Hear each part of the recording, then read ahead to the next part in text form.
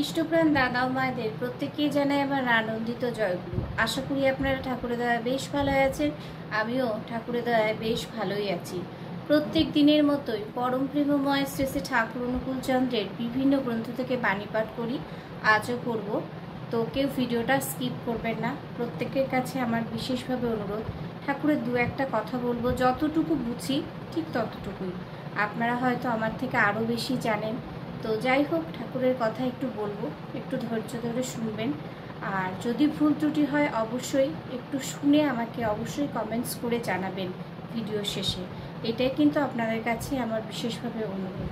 জয়গুরু, কথা আর বাড়াচ্ছি না, শুরু করছি পরম প্রেমময় শ্রী শ্রী ঠাকুর অনুকূল চন্দ্রের শ্রীহস্তলিখিত সত্যানুসরণ গ্রন্থ পাঠ ও তার ব্যাখ্যা। ধনী হও ক্ষতি নাই, কিন্তু দিন এবং দাতা হও। ঠাকুর সত্যানুসরণ গ্রন্থে বলছেন, ধনী হও ক্ষতি নাই, কিন্তু দিন এবং দাতা হও।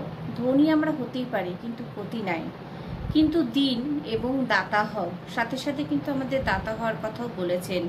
ধনবান যদি অহংকারী হয়, সে দুর্দশায় অবনত হয়। বিশাল একটা বড় কথা।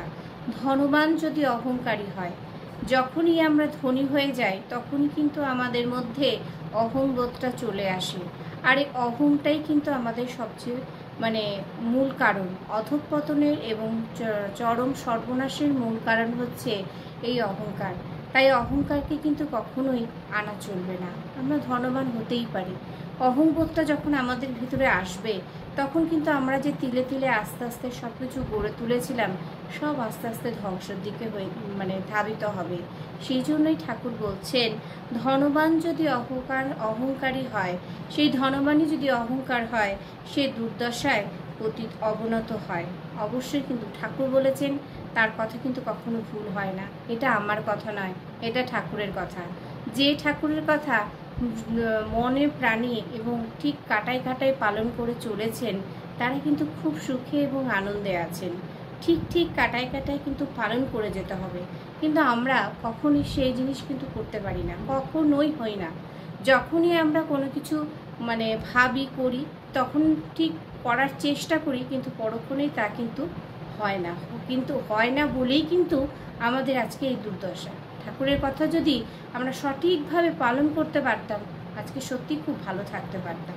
কিন্তু আমাদের প্রত্যেকেরই সেই জিনিস পালন করতে হবে। ঠাকুর যা বলেছেন, ঠাকুর আমাদের বাঁচা এবং বাড়ার সম্বন্ধে বলেছেন, কিভাবে বাড়তে হবে, কিভাবে বাস্তবে তিনি সুন্দরভাবে দেখিয়ে দিয়েছেন। জয়গুরু। তারপরে আবার বলছেন, দীনতাহীন অহংকারী ধনী প্রায় অবিশ্বাসী হয়, আর তার হৃদয়ে স্বর্গের দ্বার খোলে না। হৃদয়ে কিন্তু স্বর্গের দ্বার খুলতে হবে। তাই ঠাকুর বলছেন, দীনতাহীন অহংকারী ধনী প্রায়ই অবিশ্বাসী হয়, তার মধ্যে কিন্তু অবিশ্বাসী এসে যায়।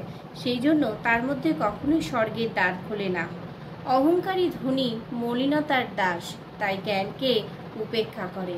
জয়গুরু। প্রত্যেককে যদি ভুলভ্রান্তি হয়ে থাকে অবশ্যই আমাকে কমেন্টসে জানাবেন। আর যদি ভিডিওটা ভালো লেগে থাকে অবশ্যই সাবস্ক্রাইব করে এবং ফলো করে পাশে থাকবেন। দেখা হচ্ছে পরবর্তী ভিডিওতে। ততক্ষণ আপনারা সবাই ভালো থাকবেন এবং সুস্থ থাকবেন। জয়গুরু।